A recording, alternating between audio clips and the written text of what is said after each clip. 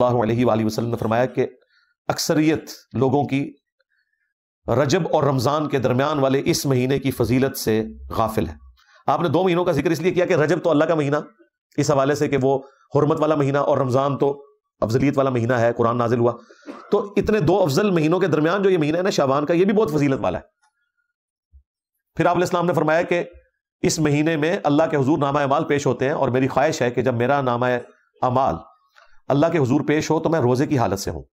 اس لیے میں روزے رکھتا ہوں کثرت سے۔ اچھا، یہ بڑا اچھا موقع تھا کہ نبی علیہ السلام پھر پورے شعبان میں روزے نہ رکھتے، ایک 15ویں شعبان کو رکھ کے کہتے کہ یہی وہ رات ہے۔ یہ بھی اس بات کا ثبوت ہے کہ وہ اس طرح کی رات والا معاملہ کوئی نہیں۔ البتہ ایک روایت شعب الایمان امام بیہقی کی کتاب میں ہی ہے صحیح سند کے ساتھ،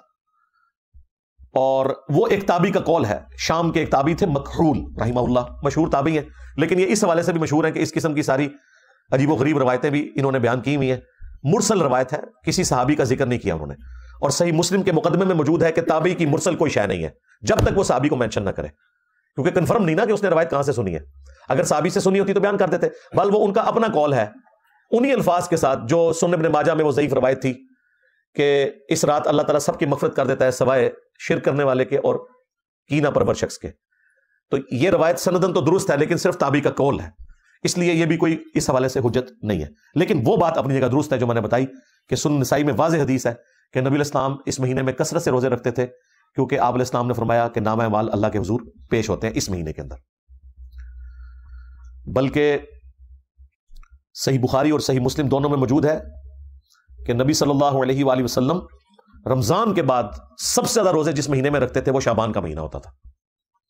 تو شعبان کے مہینے کے روزوں کی فضیلت اپنی جگہ ہے،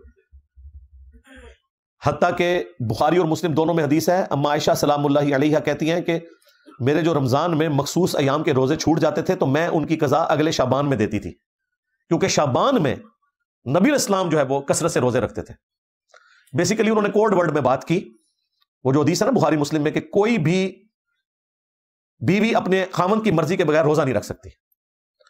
یعنی اس میں امپلائڈ ہے کہ خامند اپنی بیوی کے ساتھ جو ازدواجی تعلق ہے وہ دن کے وقت بھی قائم کر سکتا ہے۔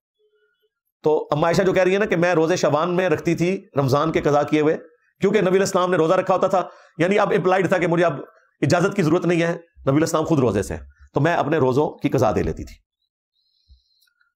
حتیٰ کہ صحیح مسلم میں یہاں تک الفاظ ہے کہ نبی صلی اللہ علیہ وآلہ وسلم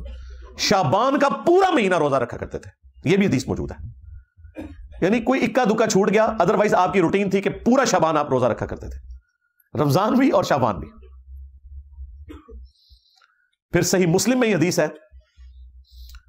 نبی صلی اللہ علیہ وآلہ وسلم ہر پیر کو اور ہر جمعرات کو بھی روزہ رکھا کرتے تھے،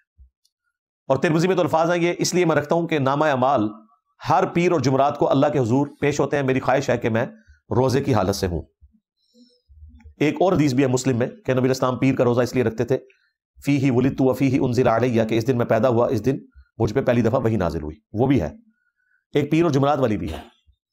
کہ نامہ اعمال اللہ تعالیٰ کے حضور پیش ہو۔